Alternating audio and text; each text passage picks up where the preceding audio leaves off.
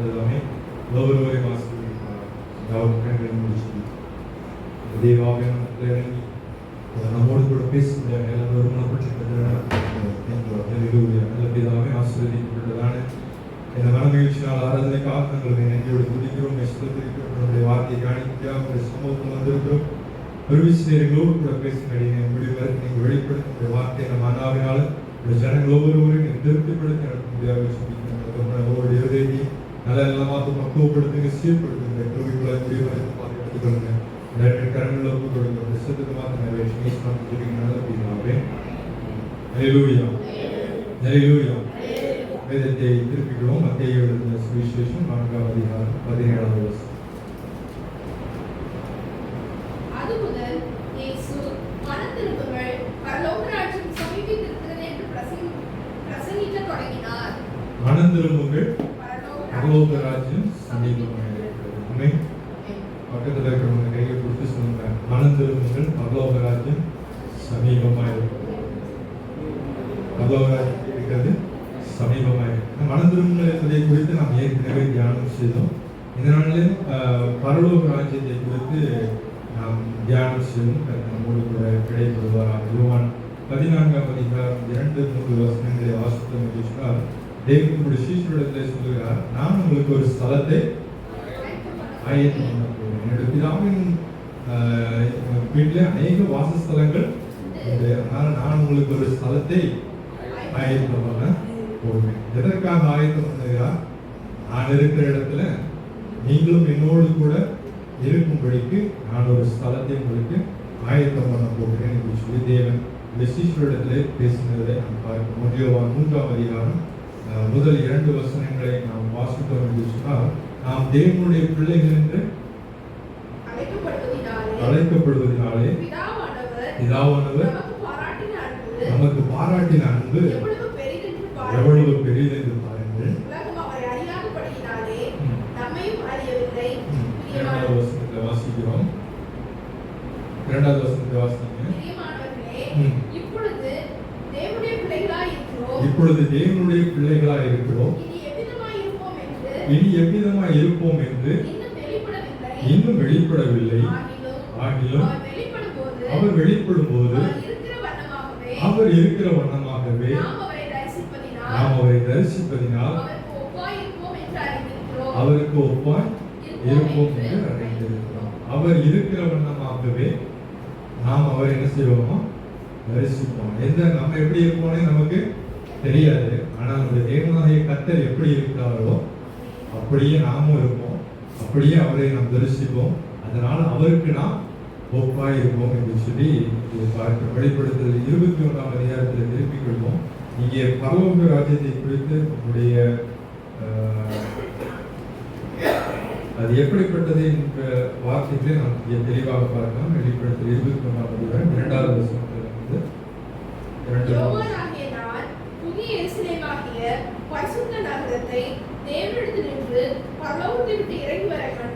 இங்கே யோவான் பார்க்கிறார் ஒரு காரியத்தை. பரலோகத்தை விட்டு ஒரு நகரம் இறங்கி வருகிறது. அது தன் புருஷனுக்காக அலங்கரிக்கப்பட்ட மணவாட்டியை போல ஆயத்தமாக்கப்பட்டிருக்கிறது. நான் ஒரு ஸ்தலத்தை உங்களுக்காக ஆயத்தம் பண்ணுகிறேன் சொன்னார். அது எப்படி ஆயத்தம் பண்ணப்பட்டிருக்கிறது? புருஷனுக்காக அலங்கரிக்கப்பட்ட மணவாட்டி போல. மேலும் பரலோகத்திலிருந்து உண்டான ஒரு பெரும் சத்தத்தை கேட்டேன். அது இதோ மனுஷர்களிடத்தில் தேவனுடைய வாசஸ்தலம் இருக்கிறது. அவர்களிடத்திலே அவர் வாசமாய் இருப்பார். அவர்களும் அவருடைய ஜனங்களாய் இருப்பார்கள். மனுஷர்களிடத்தில் அவர் என்ன செய்கிறாரா? வாசமாய் இருப்பார். அவர்களும் அவருடைய ஜனங்களாய் இருப்பார்கள். தேவன் தாமே அவரோடு இருந்து அவருடைய தேவனாய் இருப்பார் என்று சொல்லி பார்க்கிறோம். இங்கே ஒரு ஆனத்துல பரலோகத்திலிருந்து ஒரு நகரம் கீழே இறங்கி வருகிறது. அந்த நகரத்தினுடைய பிரகாசம் 11வது வசனத்தை வாசித்தோம் என்று சொன்னால், அதன் பிரகாசம் மிகவும் விலை உயர்ந்த ரத்தின கல்லை போலவும்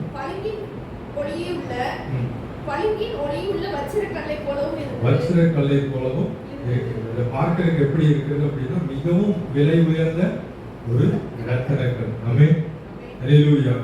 இன்னும் அதுல 18வது வசனத்திலிருந்து 24 வசனங்கள் வரைக்கும் வாசித்தோம் என்று சொன்னால், அதனுடைய மதிலை குறித்து சொல்லப்பட்டிருக்கிறது. அது மதில் எப்படி செய்யப்பட்டிருக்கிறது? வச்சர கல்லுனால கட்டப்பட்டிருக்கிறது. அந்த அந்த நகரம் தெளிந்த பளிங்குக்கு ஒப்பான சுத்த பொன்னா இருந்தது. நகரம் முழுவதும் எப்படி இருந்ததா? பொண்ணுனால செய்யப்பட்டிருந்தது. அதுல இன்னும் கீழே பார்த்தோம் என்றுச்சுன்னா, நகரத்தின் மதிலுடைய அஸ்திபாரங்கள் எல்லாம் ரத்தனங்களினால அலங்கரிக்கப்பட்டிருக்கிறது. ஒவ்வொரு வரிசை அஸ்திபாரத்தினுடைய ஒவ்வொரு வரிசையும் ஒவ்வொரு கல்லினாலும் கட்டப்பட்டிருந்தது. 12 கற்களை குறித்து நாம் பார்க்கிறோம். 12 கற்களினாலே அதனுடைய மதிலினுடைய அஸ்திபாரங்கள் போடப்பட்டிருந்தது. இதெல்லாம் அந்த பரிசுத்த நகரத்தை குறித்து நாம் பார்க்கிறோம். இன்னும் வாசித்தோம் 21வது வசனத்துல அந்த நகரத்திற்கு மொத்தம் 12 வாசல்கள் இருந்தது. அந்த ஒவ்வொரு வாசல்லையும் எப்படி இருந்தது அப்படின்னா ஒவ்வொரு முத்துக்களினால கட்டப்பட்டிருந்தது.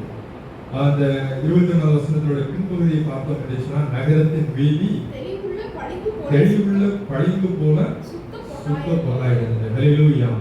அந்த பரலோகத்தை குறித்து விவரிக்கும் போது அது எப்படி இருக்குது?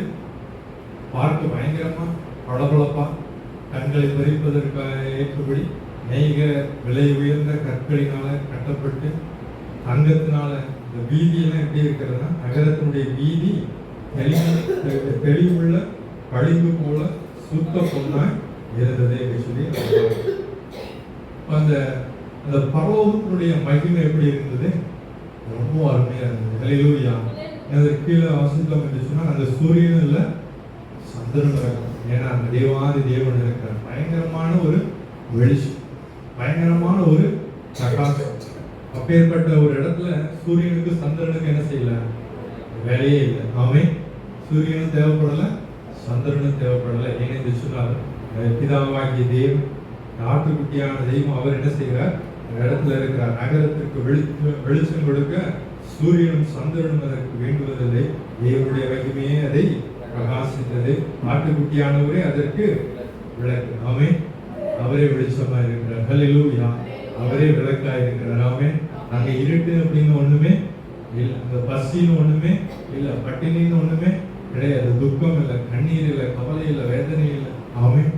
வித்தியாசமான ஒரு நகரம், பரிசுத்த நகரம். அது ஒரு புதிய வானம், புதிய பூமி என்று தேவனுடைய 2ஆம் வருகைக்கு பிறகான ஒரு காரியத்தை குறித்து நம்ம பார்க்கிறோம். இப்போ இந்த பரலோகம் எப்படி இருக்கிறது? இதே போல ஒரு மகிமை உள்ளதா இருக்கிறது. 24 மணி நேரமும் அங்கே துதியும் ஸ்தோத்திரமும் ஆடல் பாடல் துணியுமா இருக்கிறது. அங்கே 24 மூப்பரும் அவருக்கு முன்பாக நின்று சேனைகளின் கர்த்தர் பரிசுத்தர் பரிசுத்தர் என்று சொல்லி அவரை ஆராதிக்கிறார்கள். கேருபீன்களும் சேராபீன்களும் ஓயாமல் அவரை போற்றி துதிக்கிறார்கள். அப்படிப்பட்ட ஒரு பயங்கரமான ஒரு இடம் தான் என்னது? பரலோக ராஜ்யம். ஹல்லேலூயா. ஹல்லேலூயா. இந்த உலகத்திலே நாம் வாழ்ந்து கொண்டு இருக்கிறோம். இந்த உலகத்துல நம்ம என்னெல்லாம் செய்யணும், நாளைக்கு என்ன பண்ணணும், நாளைக்கு என்னெல்லாம் செய்யணும் அப்படின்னு நமக்கு அநேக கனவுகள் எல்லாம் இருக்கு. அந்த கனவுகள் எல்லாவற்றையும் கர்த்தர் வாய்க்கை செய்வார். ஹல்லேலூயா. ஆனால் அந்த கனவுகள் எல்லாவற்றுக்கு பிறகு, இந்த உலக வாழ்க்கைக்கு பிறகு ஒரு வாழ்க்கை இருக்குது. ஆமென். அந்த வாழ்க்கையில் நாம் எங்க இருக்கணும்? இயேசுவோடு கூட இருக்கணும். ஆமென். ஹல்லேலூயா. அவர் எங்க இருக்கிறாரோ அதே இடத்துல என்ன செய்யணும்? நம்மளும் இருக்கணும். ஹல்லேலூயா. காலையில் அருமையாக ஒரு எக்ஸாம்பிள் பார்த்தோம். அவர் ஒரு ஸ்தலத்தை என்ன செய்கிறார்? நமக்காக ஆயத்தம் பண்ண போகிறார். அதுவும் நாம் செய்கிற ஒரு காரியம். நம்ம வீட்டுக்கு யாராவது கெஸ்ட் வந்தால் நம்ம என்ன செய்வோம்? நம்மளுடைய வீட்டை ஆயத்தம் பண்ணுவோம். கரெக்டு தானே? அதெல்லாம் வீடு கூட்டி, வீடு தொடச்சி, ஒற்றை அடிச்செல்லாம் ஆயத்தம் பண்ணுவோம். அதே போல அவர் என்ன செய்தார்? ஆயத்தம் பண்ணினார். ஆனால் அவர் ஆயத்தம் பண்ணின அந்த ஸ்தலத்தை குறித்து நாம் வாசித்த வெளிப்படுத்த 24 அது எப்படி ஆயத்தமாக்கப்பட்டிருந்தது? அது தன் ஒரு புருஷனுக்காக அலங்கரிக்கப்பட்ட மணவாட்டியை போல ஆயத்தம் பண்ணப்பட்டிருந்தது அப்படின்னு சொல்லி நம்ம பார்க்கிறோம். அப்ப அந்த ஆயத்தம் பண்ணி இருக்கிற தெய்வம் அவர் சொல்லுகிறார், நான் வந்து உங்களை என்ன செய்வேன்? யோவான் 14ஆம் அதிகாரத்துல 3வது வசனத்துல, நான் ஒரு ஸ்தலத்தை ஆயத்தம் பண்றேன், நான் ஆயத்தம் பண்ணின பின்பு நான் வந்து உங்களை என்ன செய்வேன்? உங்களை அழைத்து கொண்டு போவேன் என்று சொல்லி தேவன் வாக்கு பண்ணுகிறார். அதே போல நம்முடைய வீட்டுக்கு யாராவது கெஸ்ட் வந்தாங்கன்னா என்ன சொல்லுவோம்? எத்தனை பேர் வீட்டுக்கு கெஸ்ட் வரவங்க போய் கூட்டிட்டு வருவோம்? யாருமே என்ன செய்ய மாட்டோம், போய் அவங்கள கூட்டிட்டு வர மாட்டோம். வீட்டுக்கு வந்தவங்க வாங்கலன்னு என்ன சொல்லுவோம்? தண்ணி கொடுப்போம், உட்கார வைப்போம், ஆனா இங்க பார்க்கிறோம், அவர் வந்து என்ன செய்வாராம், கூட்டிக் கொண்டு போவார் அப்படின்னு சொல்லிட்டு. அதோட இன்னொரு வசனம், நான் இருக்கிற இடத்துல, அதே 14ஆம் அதிகாரம் 14 வசனத்துல, நான் இருக்கிற இடத்துல நீங்களும் இருக்கும்படியாக. நம்முடைய வீட்லயும் கெஸ்ட் வந்தாங்கன்னா என்ன பண்ணுவோம், நாம இருக்கிற இடத்துல அவங்க இருக்க முடியுமா? ஒரு 4 நாள் நம்ம வீட்டுக்கு தங்குறதுக்குன்னு ஒரு கெஸ்ட் வராங்க, அது கெஸ்ட்டுக்குன்னே ஒரு ரூம் என்ன செஞ்சு வச்சிருப்போம், ஒரு சின்ன பெட்ரூமை கட்டி வச்சிருப்போம். அவங்க அங்கதான் என்ன செய்யணும், தங்க. ஆனா நம்மளோடு கூட அவங்க என்ன செய்ய முடியாது, ஒரே வீட்டுல இருக்கலாம், ஆனா வெவ்வேறு அறைகளில ஒரு தங்க வைக்க விடுவார்கள். ஆனால் இங்கே நாம் வேதத்துல வாசிக்கிறோம், நான் இருக்கிற இடத்துல நீங்களும் என்னோடு கூட இருக்கும்படியாக நான் உங்களுக்காக ஒரு ஸ்தலத்தை ஆயத்தம் பண்ண போகிறேன். ஹல்லேலூயா. அவர் இருக்கிற இடத்துல நம்மளும் என்ன செய்வோம், இருப்போம். எத்தனை பேருக்கு அது ஆனந்தம், சந்தோஷம். ஹல்லேலூயா. அவர் இருக்கிற வண்ணமாகவே நாம் அவரை பார்ப்போம். ஹல்லேலூயா. இன்றைக்கு நாம் கண்ணாடியில் நிழலாட்டமாய் அவரை பார்த்து கொண்டிருக்கிறோம். ஆனால் காலம் ஒரு நாள் வரும், அவர் பரலோக ராஜ்யத்தை நாம் சுதந்திரிக்கும் போது அவரை நாம் எப்படி பார்ப்போமா, முகமுகமாய் பார்ப்போம். ஆமென். அவர் என்ன எப்படி இருக்கிறாரோ அதே மாதிரி நம்ம அவரை பார்ப்போம். அதைத்தான் யோவான் 3ஆம் அதிகாரத்துல 2வது வசனத்துல வாசிக்கிறோம். இன்றைக்கு தேவனுடைய பிள்ளைகளாய் இருக்கிறோம், இனி எப்படி இருப்போம்னு நமக்கு தெரியாது. ஆனால் அவருடைய வருகையில அவரோடு கூட நாம் அவர் எப்படி இருக்கிறாரோ அப்படியே நாம் அவரை பார்க்கிறதுனால நாம் தேவனுக்கு ஒப்பாய் இருக்கிறோம் என்று சொல்லி வேதத்திலே நாம் வாசிக்கிறோம். ஹல்லேலூயா. ஹல்லேலூயா. வேதத்திலே தேவன் அநேக காரியங்களை, வருகை குறித்து, பரலோக ராஜ்யத்தை குறித்து அநேக உவமைகளை தேவன் இந்த உலகத்தை சீஷர்களுக்கு, ஜனங்களுக்கும் சொல்லி போயிருக்கிறார். ஹல்லேலூயா. அது ஒரு சில காரியங்களை காலையிலே தியானம் செய்தோம். மத்தேயு 13ஆம் அதிகாரம் 44வது வசனத்துல இருந்து 46வது வசனம் வரைக்கும் பார்த்தோம் என்று சொன்னால், அங்க 2 காரியங்கள் சொல்லப்பட்டிருக்கிறது. பரலோக ராஜ்யம் எதற்கு ஒப்பாய் இருக்கிறது, நிலத்துல புதைந்திருக்கிற ஒரு பொக்கிஷத்துக்கு ஒப்பாய் இருக்கிறது. உடனே ஒருத்தர் என்ன பண்ணாங்கன்னா, அது யாருக்கும் சொல்லாம மறைச்சு போய் அந்த நிலத்தை, தன்னுடைய சொத்து எல்லாத்தையும் விற்று, தனக்குள்ள எல்லாவற்றையும் விற்று அந்த நிலத்தை என்ன செய்யறாங்கன்னா வாங்கினாங்க. 2வது ஒரு காரியத்தை பார்க்கிறோம், பரலோக ராஜ்யம் விலை உயர்ந்த ஒரு முத்துவுக்கு ஒப்பாய் இருக்கிறது. அந்த முத்துக்களை வாங்குகிற வியாபாரி தனக்குள்ள எல்லாவற்றையும் விற்று என்ன செய்கிறான், அந்த முத்தை வாங்குகிறான்.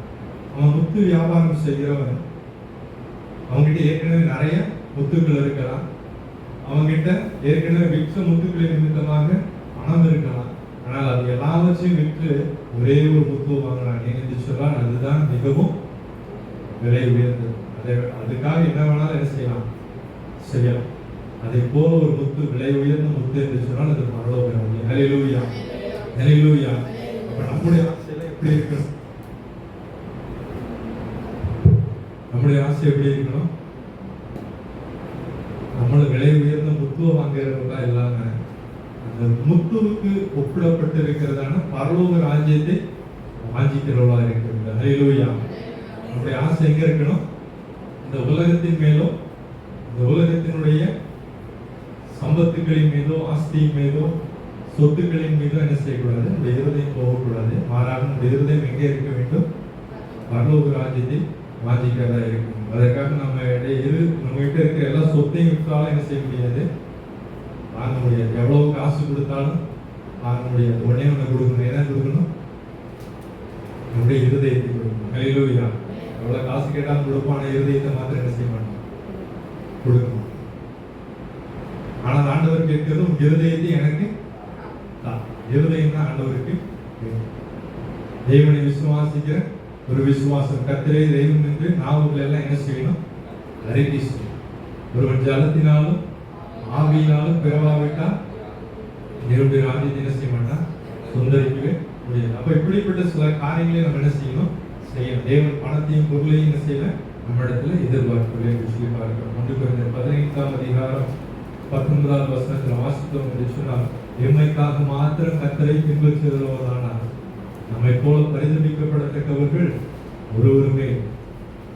எம்மைக்காக மாத்திரம் கர்த்தருடைய கரத்துல நன்மையை எதிர்பார்த்து, எனக்கு அந்த ஆசீர்வாதம் என்ன, இந்த ஆசீர்வாதம் என்ன, அப்படி உயரணும் இப்படி உயர வேண்டும் என்று சொல்லி இம்மைக்காக மாத்திரம் தேவனை நாம் பின்பற்றுகிறவர்களா இருந்தால் நம்மை போல பரிதபிக்கப்படத்தக்கவர்கள் யாருமே இல்லை என்று வேதத்தில் வாசிக்கிறோம். அப்போ எதுக்காக நம்ம ஆண்டவரை பின்பற்றுகிறவர்களா இருக்க வேண்டும்? மறுமைக்காக. ஹல்லேலூயா. முதலாவது தேவனுடைய ராஜ்யத்தையும் அவருடைய நீதியும் தேடுங்கள், அப்பொழுது இவைகள் எல்லாம் உங்களுக்கு கூட கொடுக்கப்படும். கூட கொடுக்கப்படும்னா தேவனுடைய ராஜ்யமும் அவருடைய நீதியும் கிடைக்கும். அதோடு கூட இவைகள் எல்லாம் என்ன செய்யப்படும்? கூட கொடுக்கப்படும். இவைகள் எல்லாம் உங்களுக்கு வேண்டியது என்று உடைய பரமபிதா என்ன செய்திருக்கிறார்? அறிந்து வைத்திருக்கிறார். நீங்கள் வேண்டிக் கொள்வதற்கு முன்பாகவே இதெல்லாம் அவர் நமக்கு வேணும் அப்படிங்கிறது என்ன செய்வார்? அவர் அறிந்து வைத்திருக்கிறார். அது எப்ப கொடுக்கணும் அப்படிங்கிறதே ஆண்டவர் என்ன செய்திருக்கிறார்? அறிந்து வைத்திருக்கிறார். அவர் ஏற்ற காலத்துல நேர்த்தியாய் அழகாய் செய்து கொடுப்பார். ஹல்லேலூயா. ஹல்லேலூயா. ஆதாமுக்கு ஏவாளுக்கும் இளைஞர்கள் என்ன செய்தாங்க?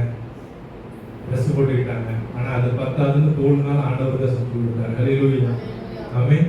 அவங்க போய் ஆண்டவர்கிட்ட கேட்டதா வேதத்துல சொல்லப்படவில்லை. ஆனால் உங்களுக்கு இன்னது வேண்டும் என்பதை ஆண்டவருக்கு தெரியும். ஆமென். அதற்கு முன்பாக வரைக்கும் உங்களுக்கு தேவைப்படலை. இந்த நன்மை தீமை அறியத்தக்க அந்த கனியை புசித்தார்கள். அதற்கு பிறகு தேவைப்பட்ட உடனே ஆண்டவர் கொண்டு வந்து கொடுத்தார். ஹல்லேலூயா. அப்ப நம்முடைய எண்ணம் நோக்கம் எல்லாம் தேவனை பற்றியதாக, அவருடைய பரலோக ராஜ்யத்தை குறித்ததானதாக நாம் இருக்க வேண்டும். எல்லாருக்கும் ஒரு கோல் இருக்கு. ஆமென். ஒரே ஒரு கோல் தான். நல்ல போராட்டத்தை போராடினேன், ஓட்டத்தை முடித்தேன், விசுவாசத்தை காத்துக்கொண்டேன். இது முதல் நீதியின் கிரீடம் எனக்காக வைக்கப்பட்டிருக்கிறது. ஹல்லேலூயா. அந்த நீதியின் கிரீடத்தை பெற்றுக்கொள்ளத்தக்கதாக நம்ம என்ன செய்யணுமா? ஓடணும். பந்தயத்துல ஓடுகிற நாம் யாவரும் இச்சை அடக்கம் உள்ளவர்களாக ஓடணும். பந்தய பொருள் என்ன செய்யணும்? பெற்றுக்கொள்ளத்தக்க விதமாக நாம் ஓடுகிறவர்களாக இருக்க வேண்டும். ஆமென். மத்திய 20ஆம் அதிகாரத்தை நாம் திருப்பிக் கொள்வோம். அங்கே ஒரு உவமையை பார்த்தோம். மத்திய 20ஆம் அதிகாரம் 1 முதல் 16 உள்ள வசனங்களை நாம் வாசித்தோம் என்று சொன்னால், இங்கே ஒரு திராட்சை தோட்டத்துல இருக்கிறாங்க. இந்த திராட்சை தோட்டத்துல ஒரு எஜமான், அந்த எஜமான் என்ன செய்கிறார்? அதிகாலையில எழுந்து போகிறார். அவங்களுடைய டைம் நமக்கு பொறுத்த வரைக்கும் அது காலை வேலையில் 6 மணிக்கு எந்திரிச்சு அவர் போகிற வழியில பார்க்கிற ஜனங்களை பார்த்து, என்னுடைய திராட்சை தோட்டத்துல போய் வேலை செய்ய, உங்களுக்கு ஒரு நாளைக்கு ஒரு பணம் தருகிறேன் என்று சொல்லி கூடி பேசுகிறார். அதே போல இந்த ஜனங்கள் எல்லாரும் போறாங்க, வேலை செய்யறாங்க. அந்த திராட்சை தோட்டத்தின் எஜமான் ஒரு 9 மணி போல போய் என்ன செய்யறாரு? இன்னும் கடை தெருவில் கொஞ்சம் பேர் சும்மா நிற்கிறத பார்த்து, நீங்களே என்னுடைய திராட்சை தோட்டத்துக்கு போங்க, உங்களுக்கு பெருமான கூலியை நான் உங்களுக்கு கொடுக்குறேன் அப்படின்னு சொல்றாரு. அதே போல 12ஆம் மணி நேரத்துல மணி 12 ஆச்சு, பாதி நாள் முடிஞ்சு போச்சு. அப்பவும் போய் ஒரு குரூப் என்ன செய்யறாரு? தோட்டத்துக்கு அனுப்புறாரு. அதுக்கப்புறம் 3 மணிக்கு போறாரு. கடைசியா 5 மணிக்கும் அனுப்புறாரு. 5 மணிக்கு ஒரு குரூப் பார்க்குறாரு. ஒரு நாள் முழுசு வேஸ்டா இங்கே நின்றுட்டு இருக்கீங்களே, ஏதாச்சும் ஒரு வேலையை பார்க்க வேண்டியதானா அப்படின்ட்டு, எங்களுக்கு வேலை கொடுக்கறதுக்கு யாருமே இல்லை, எனக்கு வேலையே இல்லைன்னு சொல்லுவாங்க. சரி, என்னுடைய தோட்டத்துக்கு போங்க அப்படின்னு சொல்லி அனுப்புறாரு. 5 மணிக்கு காலையில 6 மணிக்கு ஒரு குரூப் அனுப்புனாரு. 9 மணி, 12 மணி, 3 மணி, 5 மணி வரைக்கும் ஒவ்வொரு குரூப்பா அனுப்பியாச்சு. வேலை முடிகிறது எத்தனை மணிக்கு? சாயங்காலம் 6 மணிக்கு. சாயங்காலம் 6 மணிக்கு எஜமான் போகிறார் திராட்சை தோட்டத்துக்கு. எல்லாம் வேலை செய்து கொண்டு இருக்காங்க. வேலை செய்து கொண்டு இருந்த எல்லாரையும் கூப்பிடுறார். எல்லாரும் வாங்க, உங்களுக்கான கூலி நான் கொண்டு வந்திருக்கிறேன் அப்படின்னு சொல்லி. அப்போ எப்படி கூப்பிடுறாரு? கடைசியா வந்தவங்க முதல்ல வாங்க, உங்களுக்கான கூலியை கொடுக்குறேன் அப்படின்னு சொல்லி. இப்போ கடைசியா வந்தவங்களுக்கு என்ன பண்றாரு? இவர் முதலாவதாக கூலியை கொடுக்கிறார். என்ன கூலி? ஒரு பணம் அவர்களுக்கு கொடுக்கிறார். எவ்வளவு கொடுக்கிறார்? ஒரு பணம். அந்த காலையில் 6 மணிக்கு வந்தவங்களுக்கு எவ்வளவு பணம் தரேன்னு சொன்னாரு? அவங்களுக்கும் ஒரு பணம். அவங்களும் சந்தோஷமா ஒத்துக்கிட்டாங்க. ஒரு பணங்கிறது ₹1 சமமானது. நல்ல ஒரு நாளைக்கான நல்ல ஒரு கூலி. அப்போ கடைசியா வந்தவங்க 1 மணி நேரம் தான் வேலை செஞ்சாங்க. ஆனாலும் அந்த ஒரு பணம் கொடுத்ததுனால என்ன செஞ்சாங்க? ரொம்ப சந்தோஷப்பட்டாங்க. அப்போ காலையில் 6 மணிக்கு வந்தவங்களுக்கு ரொம்ப சந்தோஷம். கண்டிப்பா நமக்கு என்ன செய்வாரு? ஜாஸ்தியாக கொடுப்பாரு. ஆனா அவரே எல்லாத்துக்கும் என்ன செய்வாரு? வந்து போல ஒரு நேசித்தார். இந்த சம்பவத்தை தான் அந்த பகுதியில் நம்ம வாசிக்கிறோம். இப்போ பரலோக ராஜ்யம் இதற்கு தான் ஒப்பிடப்பட்டிருக்கிறது. எதற்கு? எவ்வளவு லேட்டா வந்தாலும் உனக்கு என்ன செய்யப்பட்டிருக்கிறது? வாசல் திறந்து வைக்கப்பட்டிருக்கிறது. ஹல்லேலூயா. ஒருவேளை நாம முன்னாடியே ரட்சிக்கப்பட்டிருக்கலாம். இன்னும் நிறைய பேர் இந்த மந்தியில் சேராத ஏராளமான ஆடுகள் வெளியே இருக்கலாம். இந்த ஆடுகளுக்காக இந்த கதவுகள் எப்பொழுது என்ன செய்யப்பட்டிருக்கிறது? திறந்து வைக்கப்பட்டிருக்கிறது. இது கிருபையின் காலத்தை குறிக்கிறது. கிருபையின் காலத்துல கடைசி நிமிஷம் வரைக்கும் என்ன செய்யலாம்? டைம் இருக்கிறது. அதற்குள்ள 2 ஆப்ஷன் இருக்கு. ஒண்ணு நம்முடைய வாழ்க்கையின் முடிவு வரைக்கும் நமக்கு டைம் இருக்குது. ஆனால் நம்முடைய வாழ்க்கையினோட முடிவு எப்போ இருக்குன்னு நமக்கு தெரியாது. ரெண்டாவது இன்னொரு ஆப்ஷன், ஒருவேளை நம்முடைய வாழ்க்கைக்கு முடிவுக்கு முன்பாகவே பரலோக ஆண்டவருடைய ரகசிய வருகை இருக்குமே என்று சொன்னால், திடீரென்று சொல்லி காலம் துணிக்கும் இதோ மனவாளன் தான் அவருக்கு எதிர்கொண்டு போக புறப்படுங்கிற ஒரு சட்டம் கேட்டுச்சு அப்படின்னா ஒரே நிமிஷத்துல எல்லாரும் என்ன செய்யணும், மறுரூபமாக்கப்படணும். ஆயத்தமாக இருந்தால் மாத்திரம் தான் என்ன செய்ய முடியும், அவரோடு கூட எடுத்துக்கொள்ளப்பட முடியும். அப்போ இந்த ரெண்டு காரியம் இருக்குது. அதனால நம்ம லாஸ்ட் மினிட் அப்படின்னு சொல்லி என்ன செய்ய முடியாது. நம்ம சாகத்துக்கு முன்னாடி ஆண்டவர் ஏற்றுக்கணும் அப்படின்னு சொல்லிட்டு வாழ்ந்து ஆண்டவரை விட்டு தூரமாக வாழ முடியாது. அதனால ஒருவேளை இன்றைக்கு நாம் ரட்சிக்கப்படாவிட்டால் இன்றைக்கு நல்ல ஒரு தருணம். ஆமென். இந்த காலம் தாழ்த்துவது நமக்கு நல்லது அல்ல. இப்போ முந்தினோர் அநேகர் பிந்தினோராயும் பிந்தினோர் முந்தினோராயும் இருக்கிறார்கள். அநேகர் நிற்கிறேன் என்று சொல்லுகிறவர் விழாதபடிக்கு எச்சரிக்கையாக இருக்கிறோம். நம்ம எல்லாரும் ரட்சிக்கப்பட்டிருக்கிறோம். ஆனால் கடைசி வரைக்கும் என்ன செய்ய வேண்டும், நிலைத்திருக்க வேண்டும். முடிவு குறைந்த நிலைத்திருப்பவனை ரட்சிக்கப்படும். ஹல்லேலூயா. மூன்றாவது ஒரு காரியம் அப்படி 13ஆம் அதிகாரத்துல 24 முதல் 30 உள்ள வசனங்களை வாசித்தோம் என்று சொன்னால், அங்கே ஒரு எஜமான் இருக்கிறான். அவன் தன்னுடைய நிலத்திலே விதைகளை விதைக்கிறான். கோதுமை இல்லை, அது கோதுமையாக வளர்ந்து வருகிறது. திடீரென்று ஒரு களை அதில் முளைத்து வருகிறது. வேலைக்காரன் கேட்கிறான், நம்ம அதில் கோதுமையில விதைச்சோம், அதில் களை வருதே அப்படின்னு சொல்லிட்டு, விட்டு ஒன்றும் பண்ணாத, அது வளரட்டும், ஆனால் அது என்ன செய்யப்படும், அறுக்கும் போது முதலாவது களைகளை எல்லாம் என்ன செய்வோம், வெட்டி அக்னியில போடுவோம், கோதுமையினுடைய களஞ்சியத்துல சேர்ப்போம் என்று சொல்லி. இது எதை குறிக்கிறது என்று சொன்னால், ஆண்டவருடைய வருகையின் போது இன்னைக்கு ஒருவேளை கிருபையின் காலத்துல நம்ம பார்க்கிறபடி அநேக பொல்லாத மனுஷர்கள் என்ன செய்யறாங்க, உலகத்துல வாழ்ந்து கொண்டிருக்கிறார்கள். ஆண்டவருக்கு பிரியமில்லாத காரியங்களை செய்து கொண்டிருக்கிறார்கள். ஆனாலும் அவர்களும் இந்த உலகத்தில் என்ன செய்கிறார்கள், வாழ்ந்து கொண்டிருக்கிறார்கள். காரணம் என்னவென்று சொன்னால் கிருபையின் காலம். ஹல்லேலூயா, ஹல்லேலூயா. அவர் ரட்சிக்கப்படுவதற்கு தேவன் ஒரு காலத்தை கொடுக்கிறார். ஆனால் அந்த காலத்தை அவர் ஒரு வேறு வீணடிப்பார்கள் என்று சொன்னால், அந்த கிருபையின் காலத்தினுடைய முடிவு வரும், ஆண்டவருடைய வருகை வரும். அப்பொழுது அவர்கள் எல்லாம் என்ன செய்யப்படுவார்கள், நித்தியமான அழிவுக்கென்று அவர்கள் கட்டுண்டவர்களாக அக்கினியிலே போடப்படுவார்கள். ஹல்லேலூயா, ஹல்லேலூயா. அக்கினியும் கந்தகமும் எரிகிற கடலிலே அவர்கள் தள்ளப்படுவார்கள் என்று சொல்லி வாசிக்கிறோம். மத்திய 22ஆம் அதிகாரத்தை எடுத்துக்கொள்வோம். அதில் 2 முதல் 14 உள்ள வசனங்களை நாம் வாசித்தோம் என்று சொன்னால், அங்கே ஒரு உவமை சொல்லப்பட்டிருக்கிறது. மத்திய 22ஆம் அதிகாரம் 2 முதல் 14 உள்ள ஒரு வசனங்கள். முதல் 2 வசனங்களை மாத்திரம் வாசிப்போம்.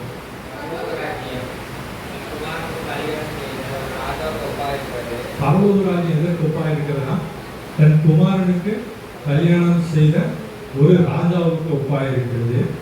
அழைக்கப்பட்டவர்களை கல்யாணத்துக்கு வர சொல்லும்படி அவன் தன் ஊழியக்காரன் என்ன செய்யறான், அனுப்பினான். ஆனால் யாருக்கு என்ன செய்யறான், அல்லது மனது இல்லாமல் இருந்தது.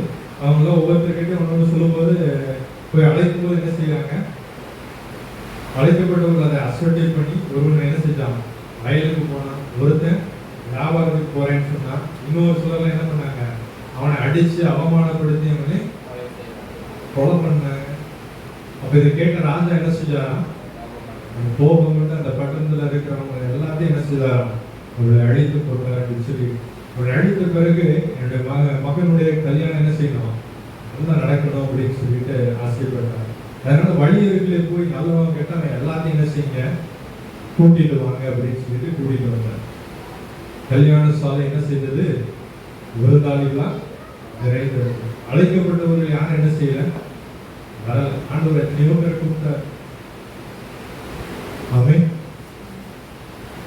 எத்தனையோ பேர் ஆண்டவர் கூப்பிட்டார். இதோ வாசற்படியிலே நின்று கதவை தட்டுகிறேன்னு தட்டினார். ஆனால் ஒருத்தர் கூட என்ன செய்யல, கதவை திறக்கல.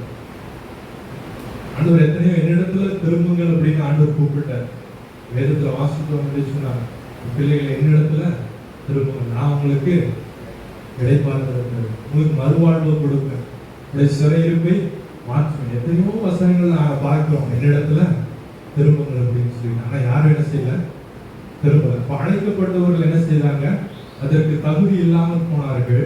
அதனால என்ன செய்தாரு, ரோட்ல போறவங்க வரவங்க எல்லாரும் என்ன செஞ்சாரு, அழைச்சாரு. அழைச்சு அவனுடைய கல்யாண சாலைக்கு எல்லாரும் வந்தாங்க. விருந்தாளிகளால் அது நிறைந்தது. விருந்தாளிகளை பார்க்கும்போது என்ன செய்தாரா, ராஜா உள்ளே வந்தார். ஹல்லேலூயா. விருந்தாளிகளை பார்க்கிறதுக்காக வருகிறார். அவருக்கு ரொம்ப சந்தோஷம். எப்படியாவது நம்ம எல்லாரும் கல்யாண வீட்டில் எப்படி என்ன ஆசை இருக்கும், நிறைய பேர் நம்ம கல்யாணத்துக்கு வீட்டில் ஒரு ஃபங்க்ஷன் வச்சிருக்கோம் அப்படின்னா நிறைய பேர் என்ன செய்யணும், வரணும். அதாச்சும் வரலன்னா என்ன செஞ்சிருப்போம், அத்தனை கூட்டத்திலையும் பயங்கரமாக நோட் பண்ணி வச்சிருப்போம், லிஸ்ட் எடுத்து வச்சிருப்போம். அதுக்கப்புறம் ரிவெஞ்ச் வந்துருக்கு இல்லையா, பழிக்கு பழி வாங்குறதுக்காக ஒரு பெரிய லிஸ்ட் தயார் பண்ணி வச்சிருப்போம். இவங்கெல்லாம் நம்ம வீட்டு கல்யாணத்துக்கு வரல, இவங்கெல்லாம் ஒத்த ஆளையா வந்து அட்டன்ஸ் போட்டு போனாங்க, இவங்கெல்லாம் ஃபார்மாலிட்டிக்காக கடைசியில் வந்துட்டு போனாங்க, இவங்கெல்லாம் சாப்பிடாம போனாங்க. அந்த மாதிரி தனித்தனியாக பெரிய பெரிய லிஸ்ட் எல்லாம் போட்டு வச்சிருக்கோம் இல்லையா. அந்த மாதிரி இந்த ராஜாவை என்ன செய்கிறாரு, உள்ள போறாரு. போய் யாரெல்லாம் வந்திருக்காங்க அப்படின்னு சொல்லிட்டு பார்க்கிறார். அதில் ஒரு மனுஷனை பார்க்கிறார். அவனை பார்க்கும்போது அவன் கல்யாண வஸ்திரம் இல்லாதவனாக அங்கே வந்திருக்கான். அவன் எப்படி வந்திருக்கான், கல்யாண வஸ்திரம் இல்லாதவனாக வந்திருக்கிறான். அப்போ கேட்கிறார், நீ கல்யாண வஸ்திரம் இல்லாதவனா இங்கே எப்படி வந்தாய் என்று கேட்டார். அதற்கு அவனால ஒண்ணுமே சொல்ல முடியல. கல்யாணத்துக்கு போனோம் அப்படின்னு என்ன செய்யணும், கல்யாணத்துக்குன்னு ஒரு ட்ரெஸ் இல்லையா, நிறைய அதுக்குன்னு ஒரு செட்டு, ஒரு தனியான பிளேஸ் அடுக்கி வச்சிருக்கோம். அதுல இது என்ன கல்யாணத்துக்கு போட்டோம் போடல அப்படிங்கிறதெல்லாம் யோசிச்சு வச்சு இல்லையா, ஒரு ட்ரெஸ்ஸை இது வரைக்கும் போடாத அருமையான அழகான ஒரு ட்ரெஸ்ஸை எடுத்து போட்டுட்டு போவோம். ஆனா இங்க இந்த மனுஷன் அவன் ரோட்ல போயிட்டு இருந்தா வந்து கூப்பிட்டு என்ன செஞ்சாச்சு, உள்ள உட்கார வச்சாச்சு. திடீர்னு உள்ள வந்து நீ என்ன கல்யாண ட்ரெஸ் போடல அப்படின்னு சொல்லி அவன் என்ன செஞ்சாச்சு, அவனை வாசித்தவன் என்று சொன்னால், அப்பொழுது ராஜா பணிவிடைக்காரனை நோக்கி 13வது வசனத்தில் இவனை கையும் காலும் கட்டி கொண்டு போய் அழுகையும் பற்களிப்பும் உண்டாயிருக்கிற புறம்பான இருளிலே போடுங்கள் என்றார். அழைக்கப்பட்டவர்கள் அநேகர், ஆனால் தெரிந்து கொள்ளப்பட்டவர்கள் சிலர். அழைக்கப்பட்டிருக்கிறார், ஆனால் தெரிந்து கொள்ளப்பட்டிருக்கிறோமா? தேவன் எல்லாரும் என்ன செய்யறார், வருத்தப்பட்டு பாரம் சுமக்கிறவர்களே எல்லாரும் என்னிடத்துல வாருங்கள், நான் உங்களுக்கு இளைப்பாறுதலை தருவேன் என்று சொல்லி. இன்னைக்கு அநேகர் ஆண்டவர் கூப்பிட்டோன்னு என்ன செஞ்சிருவாங்க, வந்துருவாங்க. வந்தவங்க வந்தவனமாவே இருப்பாங்க. ஆமென். கல்யாண வீட்டுக்கு போனா அவர் ஒரு பெரிய ராஜா. இந்த ராஜாக்களுடைய வழக்கு என்ன அப்படின்னா, ஏழைகள் எல்லாம் கல்யாண வீட்டுக்கு வந்தாங்கன்னா அவங்க கல்யாணத்துக்கு போடுறதுக்கு என்ன செய்வாங்க, துணிமணி எடுத்து கொடுப்பாங்க. நம்மளே எடுத்து கொடுப்போம் இல்லையா, எத்தனை பேர் எடுத்து கொடுத்துருப்போம். நம்ம சொந்தக்காரங்க எல்லாத்துக்கும் என்ன செய்வோம், நல்ல துணிமணிகள்லாம் எடுத்து கொடுத்து அவங்கெல்லாம் நம்ம கல்யாணத்துக்கு நல்ல ட்ரெஸ் கொடுத்து நம்ம வரணும், நல்லா மேட்சிங்காக ஒரே மாதிரி எல்லாத்துக்கும் எடுத்து கொடுப்போம் அப்படின்னு எல்லாத்துக்கும் நல்ல அழகான துணியாக எடுத்து கொடுத்துருப்போம். அது நல்ல நெருங்கின உறவின் முறையில் இருக்கிறவங்களுக்கு செய்வோம். இன்னும் ஒரு சிலருக்கு இல்லை, இவங்களால துணி எடுக்க முடியாது, கொஞ்சம் காசுல கொஞ்சம் ஏழையாக இருக்காங்க அப்படின்னா, அப்போ அவங்களுக்கு பத்திரிக்கை கொடுக்கும்போது என்ன செய்வோம், துணி எடுத்துகிட்டு போய் நாங்கள் ட்ரெஸ்ஸையும் அவங்களுக்கு கொடுத்து என்ன செய்யலாம், கூட்டிகிட்டு வரணும். அதே போல் இந்த ராஜாவினுடைய இதுக்கும் என்ன செய்கிறாங்க, வந்திருக்கிறவங்களுக்கெல்லாம் நல்ல மெல்லிய வஸ்திரத்தை கொடுக்குறாங்க. இந்த மெல்லிய வஸ்திரம் என்பது எதை குறிக்கிறது, நீதி வெளிப்படுத்தல் 21ஆம் அதிகாரத்தில் வாசித்தோம் என்று சொன்னால், நீதியாகிய வெண்வஸ்திரம் என்று சொல்லப்பட்டிருக்கு. எது நீதி. ஆமென். வஸ்திரம் எப்படி இருக்கணும், நம்ம செய்கிற நீதி தான் நமக்கு வஸ்திரமா இருக்கும். நீதி இல்லைன்னா எப்படி இருக்கும், வஸ்திரம் இல்லாமல் இருக்கிறவங்க. ஒரு சிலருக்கு நான் பை டிஃபால்ட்டாகவே நானே எப்படிதான் நீதிமான் தான், ரத்தத்தினாலெல்லாம் கழுவி சுத்திகரிக்கப்படணும்னு அவசியமே இல்லை, இயேசுவினிடத்துல மன்னிப்பு கேட்கணும்னு அவசியமே இல்லை, ஞானஸ்நானம் எடுக்கணும்னு அவசியமே இல்லை, மறுபடியும் பிறக்கணும்னு அவசியமே இல்லை, ஜலத்தினாலும் ஆவினாலும் பிறக்க வேண்டிய அவசியமே இல்லை. நானே பை டிஃபால்ட்டா எப்படிப்பட்டவன்னா நீதிமான். என்னுடைய நீதினாலேயே எனக்கு போதும். அதனாலதான் அந்த ராஜா கூப்பிட்டு கேட்கிறார், உடைய கல்யாண வஸ்திரம் எங்கே? அவன் வஸ்திரம் இல்லாதவனாய் போகவில்லை, அவனுடைய வஸ்திரத்தோடு போயிருந்தான். ஆனால் அந்த வஸ்திரம் என்ன செய்யாது, பத்தாது. கல்யாண விருந்துக்கு போகிறவர்கள் கல்யாண வஸ்திரத்தோடு என்ன செய்யணும், போகும். பரலோக ராஜ்யத்திற்கு போகிறவங்க நீதியின் சால்வை அணிந்தவர்களாக செல்ல வேண்டும். ரட்சிப்பின் வஸ்திரத்தை உடுத்திக் கொண்டவர்களாக தேவனுடைய ராஜ்யத்திற்கு போக வேண்டும். ஒருவேளை அப்படி இல்லாம நானும் உள்ள போந்துருவேன், 100 பேர் போறாங்க, நானும் ஒண்ணு மற்றவங்களாம் உள்ள போயிருவேன் அப்படின்னா என்ன செய்ய முடியாது, போக முடியாது. நிறைய பேர் சொல்லுவாங்க, அப்படியே அவரோட காலை பிடிச்சிக்கிட்டே நான் என்ன செஞ்சிருவேன், இந்த எவரோட காலையும் பிடிச்சிட்டு என்ன செய்ய முடியாது, பறந்து போக முடியும். ஆமே. நம்முடைய நீதி மாத்திரம் தான் அங்க பேசும். அந்த நீதி எப்படி வருகிறது, நம்முடைய கிரியைகளினால நாம் நீதிமான்கள் ஆக்கப்படுகிறது இல்லை. வேதத்துல வாசிக்கிறோம், ஆபிரகாம் விசுவாசித்தான், கர்த்தர் அவனுக்கு நீதியாக எண்ணினார். அவன் விசுவாசிச்சா ஆண்டவர் என்ன செய்கிறார், நீதியாக எண்ணினார். அவன் ஆண்டவருக்கு வேண்டுங்கிறது என்னது, நீதி. விசுவாசத்தினால் நீதிமான் பிழைப்பான். நீதிமானுக்கும் விசுவாசம் வேண்டும். ஆனா நாம் தேவனுடைய ராஜ்யத்தை சுதந்திரித்துக் கொள்ள வேண்டும் என்று சொன்னால் நமக்கு என்ன வேண்டும், நீதியாகிய அந்த வெண்மையான வஸ்திரம் தெரிந்தவர்களாக தேவனுடைய சமூகத்தில் நிற்க வேண்டும். அப்படி இல்லாவிட்டால் இந்த அழகையும் பற்கடிப்பும் நிறைந்த ஒரு இடத்துல நம்ம ஏதாவது என்ன செய்யப்படுவோம், தள்ளப்படுவோம் என்று சொல்லி பார்க்கிறோம். அப்போ நம்ம இந்த இடத்துல தேவனுடைய சமூகத்தில் ஒப்பு கொடுத்த ஒருவேளை இந்த தண்ணியில மூழ்கி ஞானஸ்நானம் எடுக்காம ஒருவேளை நம்ம இருக்கலாம். கண்டிப்பா என்ன செய்ய முடியாது, பரலோக ராஜ்யத்தை சுதந்திரித்துக் கொள்ளவே முடியாது. ஏன் என்று சொன்னால் ஒருவன் ஜலத்தினாலும், கவனிக்கிறீங்களா, ஒருவன் ஜலத்தினாலும் ஆவியினாலும் பிறவாவிட்டால், 2 நாளும் பிறக்கணும். ஜலத்தினாலையும் என்ன செய்யணும், பிறக்கணும், ஆவியினாலையும் பிறக்கணும். அப்படி இல்லை அப்படின்னா என்ன செய்ய முடியாது, தேவனுடைய ராஜ்யத்தை சுதந்திரித்துக் கொள்ள முடியாது. இந்த ஜலத்தினால் பிறக்கிறது என்பது எது, 2வது மரணத்தை குறிக்கிறது. ஆமென். 2வது மரணத்தை குறிக்கிறது. நம்ம இந்த உலகத்திலிருந்து கண்டிப்பா ஒரு நாள் என்ன செய்வோம், மரணம் அடைவோம். ஆனா நம்முடைய பாவத்திற்காக நம்ம ஒரு முறை என்ன செய்ய வேண்டும், மரித்து நீதிக்கென்று என்ன செய்ய வேண்டும், உழைக்க வேண்டும். ஹல்லேலூயா. மத்தேயு 25ஆம் அதிகாரத்தை திருப்பிக் கொள்வோம். இங்கே ஒரு சம்பவத்தை பார்க்கிறோம். ஒரு உவமை தேவன் சொல்கிறார். 1வது வசனத்தில் வாசிக்கிறோம். அப்பொழுது பரலோக ராஜ்யம் தங்கள் தீவட்டிகளை பிடித்துக் கொண்டு மணவாளனுக்கு எதிர்கொண்டு போக புறப்பட்ட 10 கன்னிகைக்கு ஒப்பாயிருக்கும். இங்கே பரலோக ராஜ்யம் யாருக்கு ஒப்பிடப்பட்டிருக்கிறது, 10 கன்னிகைகளுக்கு ஒப்பிடப்பட்டிருக்கிறது. எல்லாத்தையும் நமக்கு எல்லாம் தெரிஞ்ச காரியம் இல்லையா.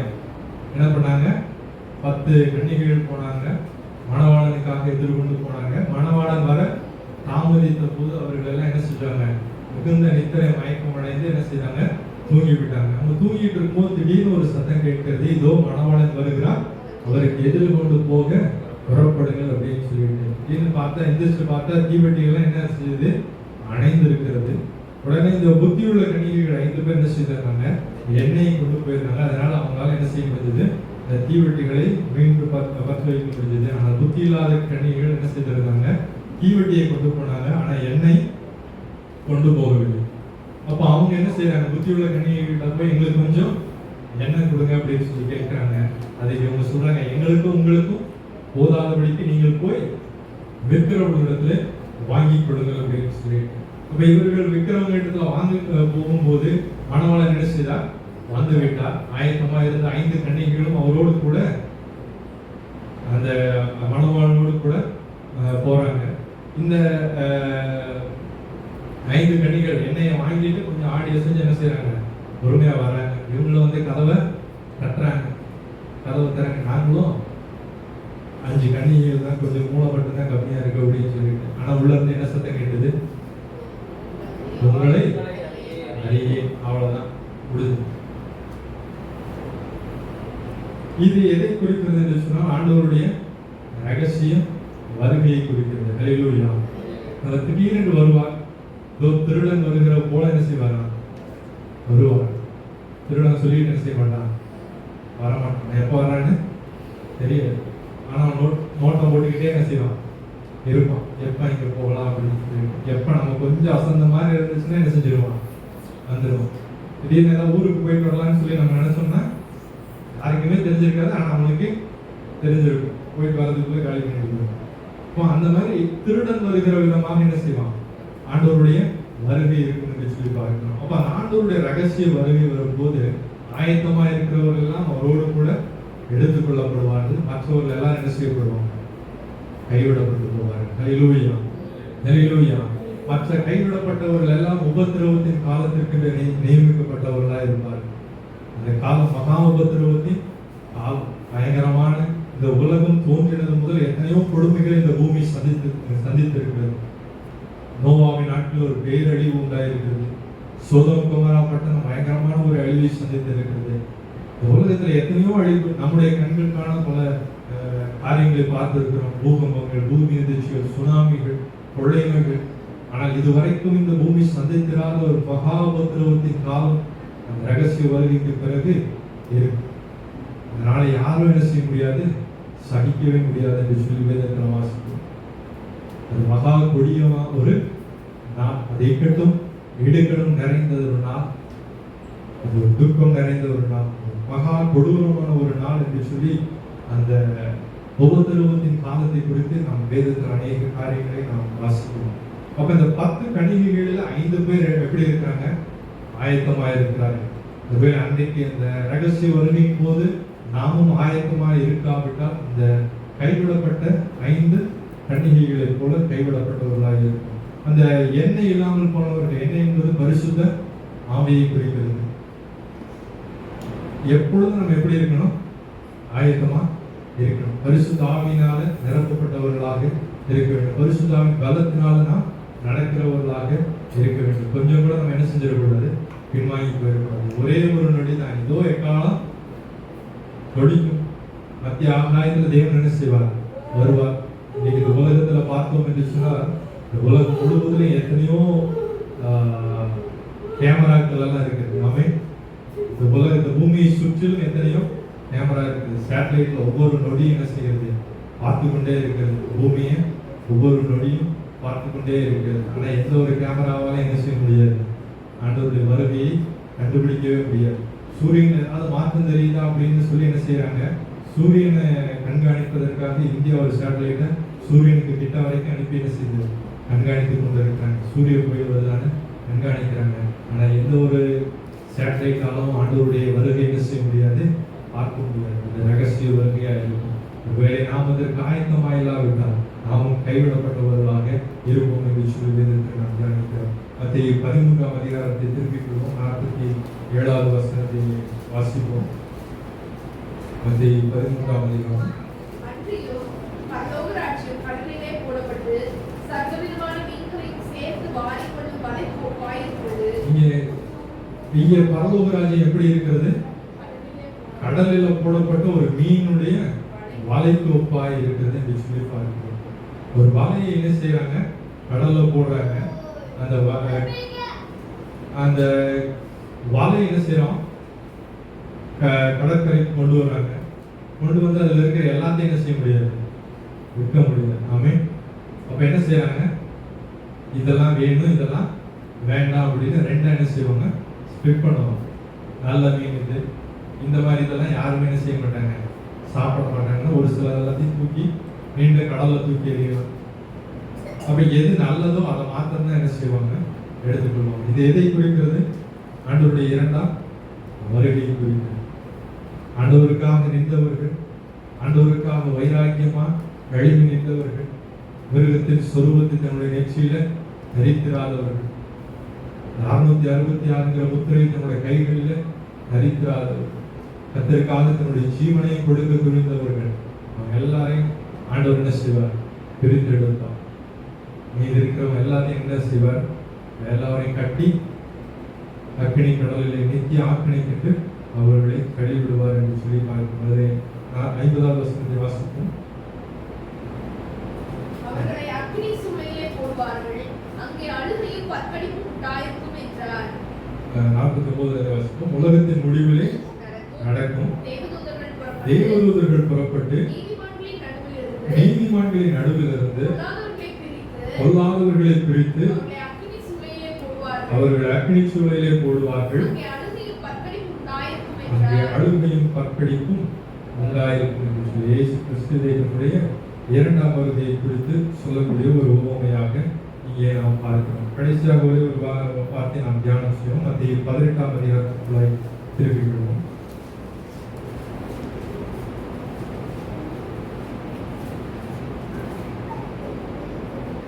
23வது வசனத்துல வந்து வாசி. எப்படி எனில் பரலோக ராஜ்யம் தன் ஊழியக்காரரிடத்தில் கணக்கு பார்க்க வேண்டும் என்றிருந்த ஒரு ராஜாவுக்கு ஒப்பாயிருக்கிறது. இங்கே பரலோக ராஜ்யம் எதை கூப்பிடப்பட்டிருக்கிறது?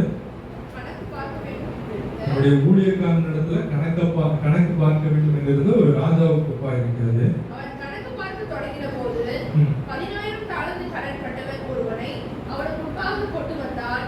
கடனை தீர்க்க அவனுக்கு நிர்வாகம் இல்லாதபடியால் அவனுக்கு எவ்வளவு கடன் இருந்தது? 10,000 தாலந்து கடன் பட்டிருக்கான். யார்கிட்ட? அந்த ராஜாவுக்கிட்ட கடன் பட்டிருக்கிற ஒரு ஊழியக்காரன்.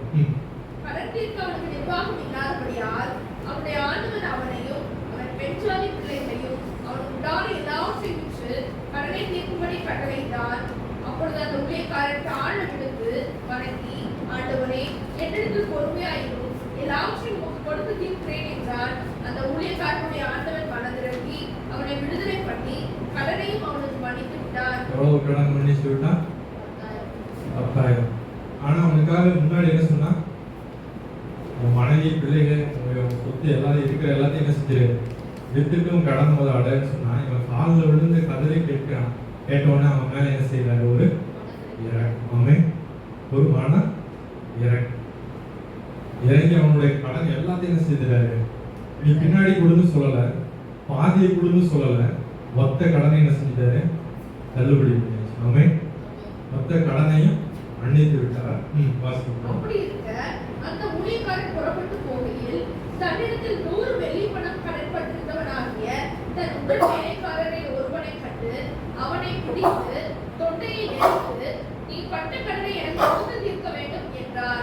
இங்கே பார்க்கிறோம், அங்க அவன் மன்னிப்பு வாங்கியாச்சு, கடன் எல்லாம் என்ன செஞ்சாச்சு, கடன்லாம் ஒண்ணுமே இல்லை, நான் பார்த்துக்கிட்டு அப்படின்னு சொல்லிட்டு ராஜா விட்டுட்டாரு. அவன் போகிற வழியில அவன் கூட வேலை செய்யற இன்னொருத்தன் பார்க்கிறான். அவன் என்ன பண்ணியிருக்கான்? இவங்கிட்ட 100 தாலந்து தான் என்ன செஞ்சிருக்கான்? கடன் வாங்கியிருக்கான். இவன் வாங்கினது எவ்வளோ? 10,000. இவன் கடன் கொடுத்தது எவ்வளோ? 100.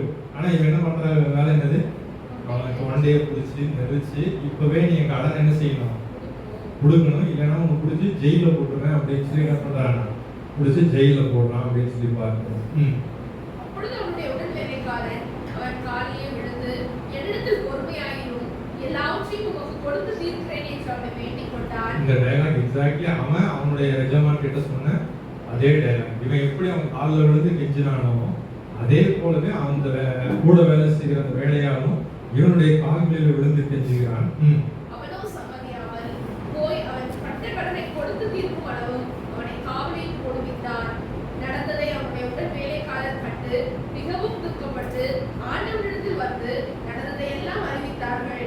அப்பொழுது அவனுடைய ஆண்டவர் கூட வேலை செய்யறவங்க பாக்குறாங்க எவ்வளவு ரொம்ப மோசமா நடந்துக்கிட்டாங்க. அவங்களுக்கு தெரியும் இவனும் இப்படிப்பட்ட நிலைமையில தான் இருந்தா, இவனை என்ன செஞ்சாச்சு, மன்னிச்சாச்சு. ஆனா இவன் என்ன செய்யல, மன்னிக்கல, ரொம்ப கொடூரமா என்ன செய்யறான், நடந்துக்கிறானேன்னு ரொம்ப அவங்களுக்கே பார்க்கிறவங்களுக்கே வேதனைப்பட்டு இவங்க வந்து என்ன செய்யறாங்க, அவனுடைய எஜமான இடத்துல வந்து சொல்லுகிறாங்க. அப்பொழுது அவனுடைய ஆண்டவர் அவனை அழைப்பித்து, பொல்லாத ஊழியக்காரனே, நீ என்னை வேண்டிக் கொண்டபடியினால் அந்த கடன் முழுவதையும் உனக்கு மன்னித்து விட்டேன். நான் உனக்கு இறங்கினது போல நீயும் உடன் வேலைக்காரனுக்கு இறங்க வேண்டாமோ என்று சொல்லி அவனுடைய ஆண்டவன் கோபமடைந்து அவன் பட்ட கடனை எல்லாம் தனக்கு கொடுத்து தீர்க்கும் அளவும் பாதிக்கிறவர்களிடத்தில் அவனை ஒப்புக் கொடுத்தான். இங்க எஜமான் என்ன செய்யறாரு, நான் உனக்கு என்ன செஞ்சேன், மன்னிச்சேன், உன் கடன் எல்லாத்தையும் நான் தள்ளுபடி பண்ணேன். அப்போ அதே மாதிரி நீ என்ன செஞ்சிருக்கணும், அதே மாதிரி அவனை என்ன செஞ்சிருக்கணும், மன்னிச்சு விட்டுருக்கலாம். அவனுடைய கடனை என்ன செஞ்சிருக்கணும், தள்ளி விட்டுருக்கணும். ஆனா இவ்வளவு கொடூரமா என்ன செஞ்சுக்கிட்டேன், நடந்துக்கிட்டேன். அப்ப இப்போ மன்னிச்சு விட்டு அந்த எஜமான் இப்ப என்ன பண்றாரு, உபாதிக்கிறவர்களிடத்துல அவனை ஒப்பு கொடுத்தான். கடனை எல்லாம் தீர்த்து முடிக்கிற வரைக்கும் என்ன செய்யறானா, உபாதிக்கிறவர்களிடத்துல ஒப்பு கொடுத்தான். அவனவன் தன் சகோதரன் செய்த தப்பிதங்களை மனப்பூர்வமாய் மன்னியாமல் போனால் என் பரமபிதாவும் உங்களுக்கு இப்படியே செய்வார் அந்த என்றார். ஊமைக்கான அர்த்தத்தை ஒரே வசனத்தில் ஆண்டவர் சொல்லுகிறார். அவனவன் தன் சகோதரன் செய்த தப்பிதங்களை மனப்பூர்வமாய் மன்னியாமல் போனால் என் பரமபிதாவும் உங்களுக்கு இப்படியே செய்வார். ஹல்லேலூயா. எனக்கு எப்படி செய்வாரு? இது எதை குறித்து சொல்லப்பட்ட வேத வசனம்? பரலோக ராஜ்யத்தை குறித்து சொல்லப்பட்ட ஒரு வேத வசனம். பரலோக ராஜ்யத்துக்கும் இந்த 100 தாலந்து 10,000 தாலந்துக்கு என்ன சம்பந்தம்? பரலோக ராஜ்யத்துக்கும் மன்னிப்புக்கும் சம்பந்தம் இருக்கிறது. ஆமென். தேவன் மன்னிச்சதுனால மாத்திரம் தான் நாம இந்த இடத்துல இருக்கிறோம். ஹல்லேலூயா. தேவன் மன்னிச்சதுனால தான் நாம் எல்லாரும் பரலோக ராஜ்யத்தின் சுதந்திரவாளிகளா இருக்கிறோம். ஹல்லேலூயா. ஆனா அதனால நம்மளும் என்ன செய்யணும்? மற்றவர்களுக்கு மன்னிக்க வேண்டும். நம்மளை மன்னிக்கும் போது நம்ம ஒருத்தன் கிட்ட மன்னிப்பு கேட்கும்போது என்ன செய்யாது? ஆண்டவர்கிட்ட நிறைய மன்னிப்பு கேட்டிருப்போம் இல்லையா? வேலை கேட்டிருப்போமா இல்லையா? தினமும் கேட்கணும். வேலை கேட்கலன்னா ஜெபத்தினுடைய முதல்ல என்ன செய்யணும்? தினமும் ஆண்டவருடைய சமூகத்துல மன்னிப்பு கேட்கிறவர் தான் இருக்கணும். நம்ம எவ்வளவு பெரிய பாவம் செஞ்சாலும் உனக்கு இதெல்லாம் மன்னிப்பேன், இதெல்லாம் உன்னோட அக்கௌண்ட்ல அப்படியே பேலன்ஸ் வச்சிருப்பாங்க, என்னோடு கூட இருக்கிறது. தெளிவா சொல்லப்பட்டிருக்கிறது. அவனவனுடைய கிரியைகளின்படி அவனவனுக்கு நான் அளிக்கும் பலன். அதுதான் அந்த நியாயத்தீர்ப்பு. நம்முடைய கிரியைகளின்படி அந்த இடத்துல நம்ம அந்த ஊமையில பார்க்கிறோம். அவன் மன்னிக்கப்பட்டவன் தான், இரக்கம் பெற்றவன் தான். ஆனால் கடைசி வரைக்கும் அந்த இரக்கத்தை என்ன செய்யணும்ல? தக்க வைத்துக் கொள்ள முடியும். நாமும் இரக்கம் பெற்றவர்கள் தான், மன்னிக்கப்பட்டவர்கள் தான், இயேசுவினுடைய இரத்தத்தினால கழுவி சுத்திகரிக்கப்பட்டவர்கள் தான். ஆனால் அந்த நியாய தீர்ப்பு நாள் வரைக்கும் அந்த இரக்கத்தை என்ன செய்யணும்? இந்த ரட்சிப்பை தக்க வைத்துக் கொள்ள வேண்டும். நம்ம மன்னித்தவங்க சொன்ன அந்த கடைசி வசனத்தை வாசிக்கும் 35வது வசனத்தை, நீங்களும் அவனவன் தன் தன் சகோதரன் செய்த தப்பிதங்களை மனப்பூர்வமாய், சாதாரணமா சொல்லல, மனப்பூர்வமாய் மன்னியாமல் போனால் என் பரமபிதாவும் உங்களுக்கு இப்படியே செய்வார். ஆமென். நம்ம ஒருத்தங்களுக்கு மன்னிக்கல அப்படின்னா நம்மளே ஆண்டவர் செய்ய மாட்டாங்க, மன்னிக்கவே மாட்டாங்க. அதே அதிகாரத்தில் நம்ம வாசித்தோம் அப்படின்னு சொன்னால், பேதுரு அவர் இடத்துல வந்து 21-22 வசனங்களை வாசிக்கும் போது, பேதுரு அவர் இடத்துல வந்து, ஆண்டவரே, என் சகோதரன் எனக்கு விரோதமாய் குற்றம் செய்து வந்தால் நான் எத்தனை தரம் மன்னிக்க வேண்டும்? 7 தரம் மட்டுமோ என்று கேட்டான். அவன் தெளிவாக சொல்லுகிறான், என் சகோதரன் எனக்கு விரோதமாய் குற்றம் செய்து வந்தால், குற்றம் செய்தால் என்று சொல்லவில்லை, குற்றம் செய்து வந்தால் நான் 7 தரமும் அவனுக்கு மன்னிக்கணுமோ அப்படின்னு சொல்லி கேட்கிறார். ஆனால் ஆண்டவர் சொல்லுகிறார், 7 தரம் மாத்திரம் அல்ல, 770 தரம் என்று உனக்கு சொல்லுகிறேன். ஆமென். எத்தனை தடவை? 770 தரம். எத்தனை தடவை ஆச்சப்போம்? கணக்கில் முடியலாம் சொல்லுங்க. 490 தடவை. எத்தனை நாளைக்கு?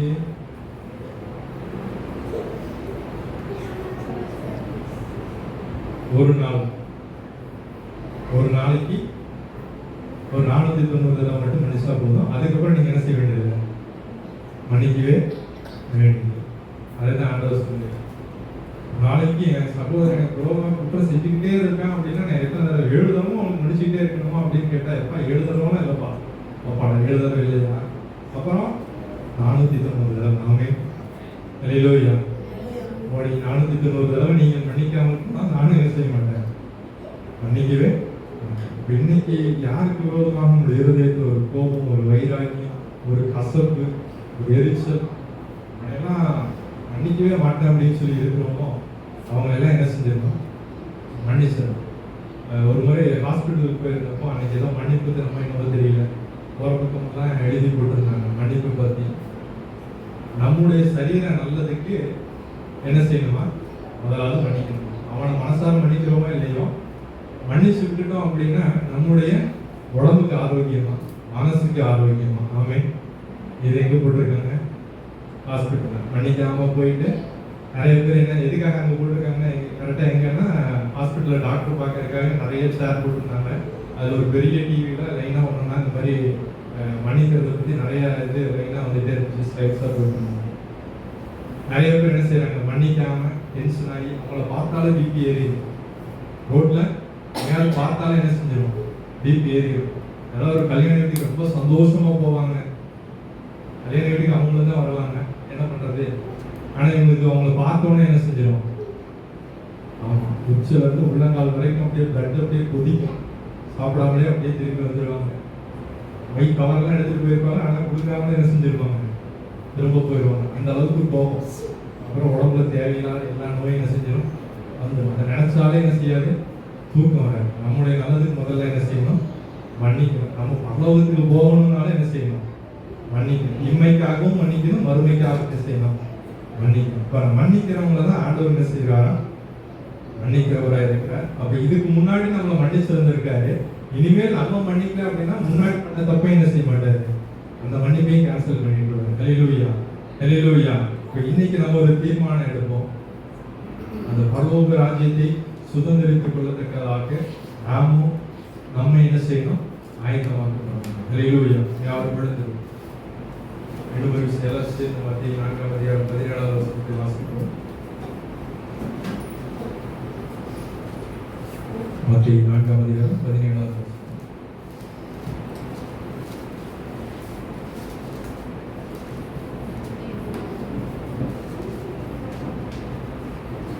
எல்லாரும் எடுத்துட்டீங்க, எல்லாரும் சேர்ந்து வாசிக்கலாம். நான் எடுத்தவங்க வாசிக்கிறேன். அது முதல் இயேசு மனம் திரும்புங்கள், பரலோக ராஜ்யம் சமீபித்திருக்கிறது என்று பிரசங்கிக்க தொடங்கினார். பரலோக ராஜ்யம் சமீபித்திருக்கிறது. ஒருவேளை நம்ம ஏற்கனவே மனம் திரும்ப ரட்சிக்கப்பட்டு ஞானஸ்நானம் எல்லாம் பெற்று தேவனுடைய சமூகத்தில் வந்திருக்கிறோம். ஆனாலும் இன்னும் நாம் மனம் திரும்பாத காரியங்கள் என்ன என்று நம்மை நாமே நிதானித்து அறிந்து தேவனுடைய சமூகத்தில் இறக்கணும். எல்லாரும் கண்களை மூடி தேவனுடைய சமூகத்தை நோக்கி கூப்பிடுவோம். தேவதேவத்தில் இருக்கிற அக்கிரமங்கள், பாவங்கள், உனக்கு பிரியமில்லாத காரியங்கள் எல்லாவற்றையும் எடுத்துக்கொள்ளுங்க. பரிசுத்தப்படுத்தும், எதுவுமேப்படுத்தும், உங்க ரத்தத்தினால கழுவுங்க, சுத்திகரிங்க. ஈசோப்பினாலே கழுவும், அப்பொழுது சுத்தமாக குறைந்த மழை வெண்மையா வரலையா அப்படி என்ன கழுவுங்க, சுத்திகரிங்க. என்னுடைய கால்களை கழுவுங்க ஐயா, சீஷருடைய கால்களை கழுவுங்க, என்னுடைய கால்களை கழுவுங்க. உமக்கு இந்த பரிசுத்தமுள்ள சந்ததியாக உடைய பரலோக ராஜ்யத்தை சுதந்திரித்துக் கொள்ளத்தக்கதாக என்னை ஒரு விஷயம் மாற்றுங்க கிருஷ்ண தேவனுடைய சமூகத்தில் கூப்பிடுவோம். பாவத்தின் மகன் நரகம் நரகம் ஓ பாவி நடுங்கிடாயோ, கண் காண்பதெல்லாம் அழியும் அழியும் காணாததல்லோ நித்தியம். இயேசு ராஜா வருவார், இன்னும் கொஞ்ச காலம்தான் மோட்சம் சேர்ந்திடுவோம். அல்லேலூயா. இயேசு ராஜா வருவார், இன்னும் கொஞ்ச காலம்தான் மோட்சம் சேர்ந்திடுவோம். இயேசு ராஜா வருவார், இன்னும் கொஞ்ச காலம்தான் மோட்சம் சேர்ந்திடுவோம். உலக இன்பம் நம்பாதே நம்பாதே, அவினிச்சைகள் யாவும் ஒழியும் அழியும். உன் ஜீவன் போகும் நாளிலே நாளிலே ஓர் காசும் கூட வராதே. இயேசு ராஜா வருவார், இன்னும் கொஞ்ச காலம்தான் மோட்சலோகம் சேர்ந்திடுவோம். அல்லேலூயா. இயேசு ராஜா வருவார், இன்னும் கொஞ்ச காலம்தான் மோட்சலோகம் சேர்ந்திடுவோம். இயேசு ராஜா வருவார், இன்னும் கொஞ்ச காலம்தான் மோட்சலோகம் சேர்ந்திடுவோம். காலமெல்லாம் போகுதே போகுதே உலகமாயிலே, ஓ தேவ கோபம் வருமுன் வருமுன் உன் மீட்பரண்டு வாராயோ. இயேசு ராஜா வருவார், இன்னும் கொஞ்சம் காலம்தான் மோட்சலோகம் சேர்ந்திடுவோம். அல்லேலூயா. இயேசு ராஜா வருவார், இன்னும் கொஞ்சம் காலம்தான் மோட்சலோகம் சேர்ந்திடுவோம். இயேசு ராஜா வருவார், இன்னும் கொஞ்சம் காலம்தான் மோட்சலோகம் சேர்ந்திடுவோம். தேவன் நிக்கல ஓடுவே ஓடுவே கல்வாரி நாளிலே, உன் பாவம் யாவும் நீங்கி போம் நீங்கி போம், அவர் ஸ்நானம் செய்வதாலே. இயேசு ராஜா வருவார், இன்னும் கொஞ்சம் காலம்தான் மோட்சலோகம் சேர்ந்திடுவோம். அல்லேலூயா. இயேசு ராஜா வருவார், இன்னும் கொஞ்சம் காலம்தான் மோட்சலோகம் சேர்ந்திடுவோம். இயேசு ராஜா வருவார், இன்னும் கொஞ்சம் காலம்தான் மோட்சலோகம் சேர்ந்திடுவோம். பாவியான என்னையோ என்னை சுவைத்துக் கொண்டாரே, ஓ